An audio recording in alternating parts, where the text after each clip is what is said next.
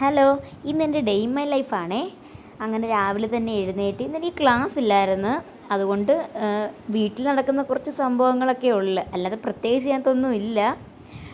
അങ്ങനെ പല്ല് തേക്കാൻ വേണ്ടി ഇറങ്ങിയപ്പോൾ കുറച്ച് കൃഷിയൊക്കെ ഉണ്ട്. അപ്പോൾ അതെല്ലാം എന്തായെന്നൊക്കെ ഒന്ന് നോക്കാൻ വേണ്ടി ഇറങ്ങി.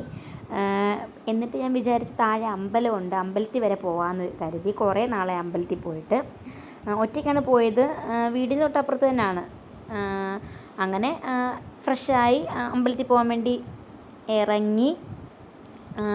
അങ്ങനെ എത്തി തൊഴുത് കുറച്ച് നേരം അമ്പലത്തിൽ നിന്നോളൂ. അങ്ങനെ അധികം ആളൊന്നും ഇല്ലായിരുന്നു.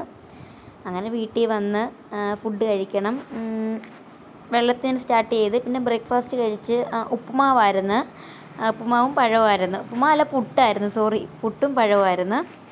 അങ്ങനെ പുട്ടെല്ലാം കഴിച്ചിട്ട് പിന്നെ എനിക്ക് വീട്ടിലെ കുറച്ച് ജോലികളുണ്ട്, തൂക്കാൻ, അങ്ങനെയൊക്കെയുള്ള കുറച്ച് ചെറിയ ചെറിയ ജോലികളൊക്കെ ഉണ്ട്.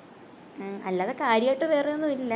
അങ്ങനെ അതെല്ലാം തൂത്തിട്ട് എനിക്ക് പത്രം വായിക്കാനുണ്ടായിരുന്നു. പത്രവും വായിച്ച് ഒരു ടെക്സ്റ്റ് അത് വായിച്ച് തീർക്കാനുണ്ടായിരുന്നു.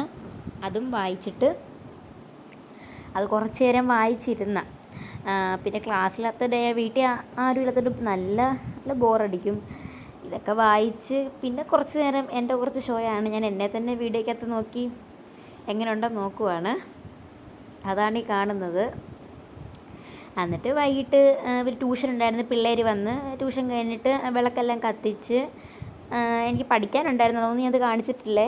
പിന്നെ ഒരു 7 മണിയൊക്കെ കഴിഞ്ഞപ്പോഴത്തേക്ക് ഇവിടെ എൻ്റെ ഫ്രണ്ട്സാണ് ഇവിടെ ഉള്ളത്. അങ്ങനെ സൈക്കിളും കൊണ്ട് വന്നു. അങ്ങനെ ഞങ്ങൾ പിന്നെ കുറച്ച് നേരം സൈക്കിളൊക്കെ ചവിട്ടി അങ്ങനെ കുറച്ച് ടൈം അവരോട് സ്പെൻഡ് ചെയ്ത്.